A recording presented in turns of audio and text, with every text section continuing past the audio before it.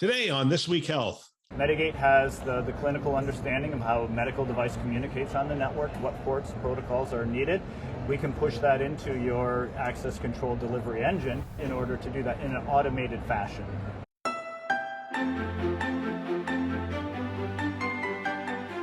All right, here we are from ViVE 2022, and today we have a solution showcase. We're going to be talking to Medigate. Exciting conversation. We're going to talk to Kierk and Samuel. One of the things that we don't talk about on this actual episode, and I want to just highlight, is the work of Kierk's team, the customer service team, is part of the overall solution. You actually get those guys for free. So all the things he's talking about, helping your organization to integrate the medical IoT device, is actually just all a part of the service. So really exciting solution. I hope you really enjoy this show. All right, here we are from ViVE 2022, and we're going to have a little bit of fun talking about security. And we're going to have fun talking about security because you guys are fun people. So we have Kierk Sanderlin, who is customer success with Medigate, and Samuel Hill, who doesn't have a title. Do you have a title? I do, yeah. It's the Director of Product Marketing. Director of Product Marketing. People might wonder why you're here and why I'm not just talking to him. But it's a good question. It would be a well questioned, well asked, and yeah. No, but anyone who knows Samuel really understands the space, knows the market. So we're going to talk about IoT security, which is a pretty timely topic. Anything security right now is a timely topic, things that are going on. So for those who aren't familiar with IoT security and why it's important, who wants to field this question? I mean, why is it important? Why are our health systems taking notice now and maybe haven't taken notice 3 or 4 years ago? Yeah, it's been this progression over the last, 4 or 5 years. We've always had a ton of devices all over, and I remember when I was a patient care tech, I would have to go look for these devices and find them somewhere in a hospital. These devices are actually really critical to the patient outcomes and to delivering care, but it's really difficult to manage them, to secure them, and they're doing really important work. And so the challenge has become, what's out there, what is it doing, and what can we do about it as an IT organization, as a security organization? And that's where Medigate comes in, is we help to give the visibility to all of those devices that are connected, and then give accurate data so you can make really good decisions for security of these devices, for operational effectiveness, for risk management, all the things that are really key on a CISO. When I first became CIO, finding devices might sound to somebody like, what do you mean, you lost a biomed device? How can you possibly lose those biomed? Well, there's so many of them. There are. And they're moving around. Yep. And actually, to be honest with you, we saw some of them end up on eBay. Yeah. So it's not uncommon for these devices to just literally walk off. And so you guys you tackle it, you start there. Yes. But how do you find them? How do you find those devices? Well, we take a passive network scanning approach where we listen to the traffic that's coming across the network. And because we've invested so heavily in the languages that these devices speak, we understand what they're saying, and we can actually open up the packets of these device traffic to get really granular information about the device itself. So we see all of the traffic on the network, we understand all of it, and then we can report to you what the devices are doing. So our visibility is really unparalleled to be able to understand the sheer width and breadth of the devices that are connecting, and then you get to have the actionable data to make better decisions about it. Yeah, I'm going to come to you here. So Sure. I'd love to know what you're hearing. So from this perspective, finding them was one thing. The second thing for me, from a biomed device and the devices we had all over the network, was keeping them current, right? I mean, we had Windows XP devices, we had all, Sure. and we were constantly getting requests to update those because you have to keep them current, you have to keep them secure, and those kind of things. Talk a little bit about how we address that one. Yeah, as Samuel was talking, the first challenge is visibility, being able to discover all of the devices. And then it's here's all of your devices, very accurate detection, right? 96, 97% of the MAC addresses we aim to map on my team on the customer success side of the house. So we actually have, here's your assets, what do you do now? And to your point, all of the outdated operating systems. There's also critical risks. We can identify actually compromised devices on the network. And so interacting with your existing CMMS data set, being able to generate tickets, prioritize based off of Medigate data is what we really help to do. So it's taking it from overwhelming amounts of data and then helping you use the tool to prioritize your work efforts to reduce the risk. So how do you get to the 97%? We all have systems out there that are monitoring devices. We're monitoring the workstations and desktops. And you guys aren't looking at the desktops. you're very focused on one area of the world, right? No, we'll see the desktops as well. You'll see them, but that's not what you're mapping. Yeah, well, our secret sauce is the medical devices, because those are the real weird things that typical IT tools don't necessarily scan and manage and understand. All right, so help me to understand. So it's more than just being able to see the devices themselves, because you won't be able to put a passive listening technology at every corner of your network. There's also integrations that we'll do with other vendors that are in your tech stack, other customers, to increase that. So we could do an integration with your DHCP services and ingest additional information. We can get it from Active Directory. We can get it from a host of other SNMP engine tools where we're importing that data directly into Medigate to fill in some blanks and give you more of a holistic view of your asset inventory and making it more accurate, because one tool isn't going to be enough for your entire network. It's a combination of the integrations that we have along with our passive listening. So am I worried about compliance, or am I worried about security? I mean, which one should I be more worried about right now? Well, that's a tricky question.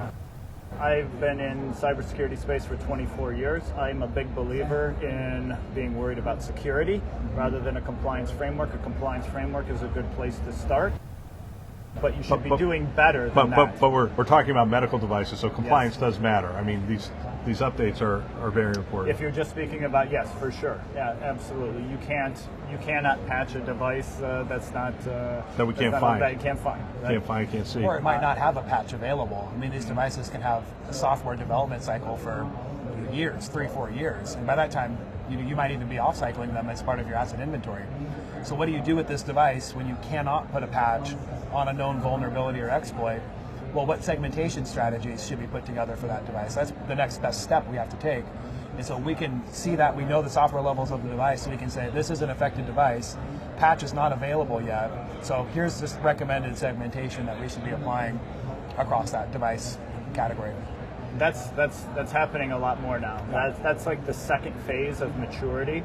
The initial one is, hey, what can we do quickly to patch devices, integrate with CMMS, and have the biomed team go out and do that work. The second phase is, we need to segment these devices because there's no other patching or anything available. So that's where we'll work with our customers on those segmentation projects, and they can wrap ACLs around their medical devices so they're only speaking the protocols and the ports that they should. So we haven't done any pre-work here, so talk to me about automation. So one of the things I'm talking about, CIOs are like, look, I have trouble getting staff, I have to do more with less, I'm trying to figure this out. I can't put tools in place that aren't going to integrate with some of the things we already have and give me a certain level of automation and those kind of things. So talk to me about the automation layer and the integration layer. Sure. In the NAC world, or network access control world, say like a Cisco ICE, you have the ability to take Medigate generated security rules and dynamically push them into a Cisco ICE for your NAC enforcement project. So Medigate has the clinical understanding of how a medical device communicates on the network, what ports, protocols are needed. We can push that into your access control delivery engine in order to do that in an automated fashion. Really? I mean, so you're seeing it, you see the need to update the device or segment that device, and it just becomes an automated process. We see where the device is, we see what switch it's connected to, which wireless access point it's connected to. We can then make a recommendation for the access control list, upload that into the NAC engine, and you can have automated protection for that. Wow. This doesn't happen like overnight. It's not just like you flip a switch and it happens. This is our team in customer success works very closely with the customer over a project timeline, devices that are less impactful to patient care, work on those, and then we'll deliver it across the entire enterprise. Until people feel more comfortable as you move along. Yeah, and programmatically, we're on calls every week with a customer where they're seeing risk reduction over time because all of the percent of devices that have enforcement on them increases, and you can see your risk, going down over time. And it's really the biggest needle mover because to the earlier point, we can't patch enough medical devices, so we have to be able to do these segmentation projects with NAC enforcement vehicles, and it's really the way you get the biggest bang for your buck. And it's also something, I mean, a lot of your leaders that you work with, they got to justify what they're doing and why they're spending this money to their boards and their leadership. And this security dashboard is showing we have a certain number of devices, and this percent before Medigate had a dynamic security policy applied to it.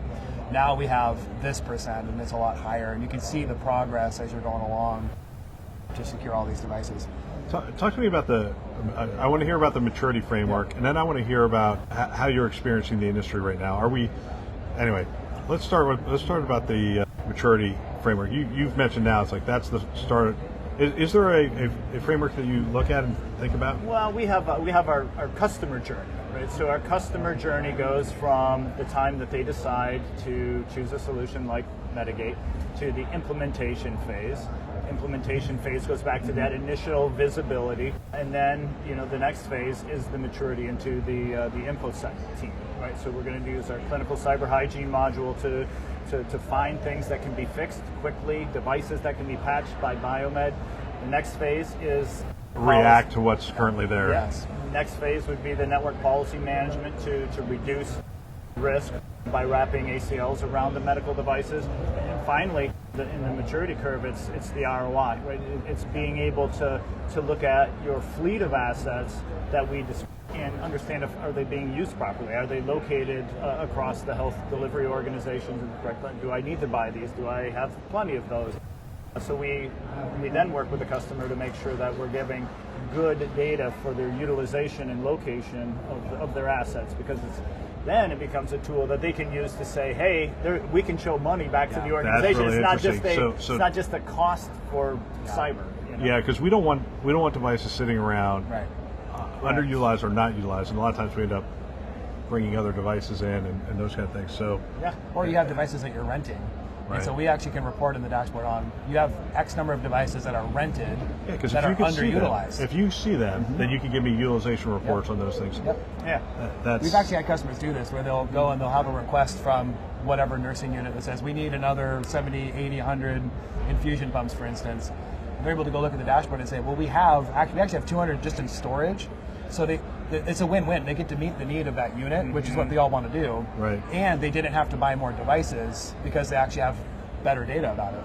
So a lot of times when we talk about healthcare, we talk about it like it's one monolithic thing. Oh, healthcare providers look like this. The thing is, though, we have small independents, we have regional players, we have large health systems. But what's the sense, small, medium, large, in terms of really starting to attack this specific problem?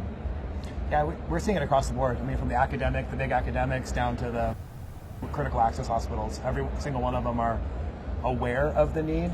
Their maturity and ability to go tackle this problem is really what's in play. And we've talked a lot about staffing shortages and talent, and that's really what we're noticing. We actually have partnerships with healthcare partner organizations that can do some assessment and either staff aug, staff support to help deploy projects like this, because every hospital needs it. And if you've not gone the Medigate route, you've gone another route, hopefully, or have started to tackle this, because it is a critical need.